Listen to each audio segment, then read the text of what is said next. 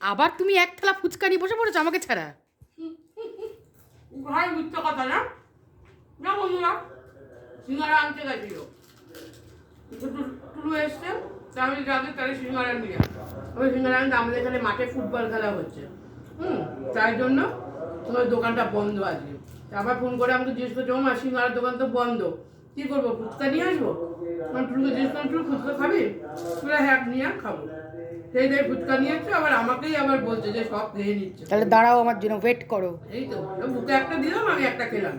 তুই তো ভিডিওটা করছিস, ওই কারণে তো তুই খেতে পারছিস না, তাই তুই ভিডিও করে তো খাবি। আমার জন্য একটা বানাও, নিয়ে খাই। ফুচকাটা আজকে একদম ভালো না।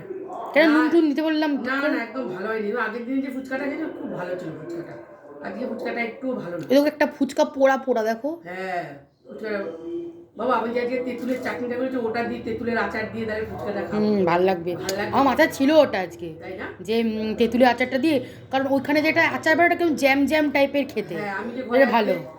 ফুচকাটা বন্ধুরা, আমি একটা তেঁতুলের আচার ভিডিও, বড় ভিডিও আপনাদের সাথে শেয়ার করেছি, অবশ্যই একটুখানি দেখবেন।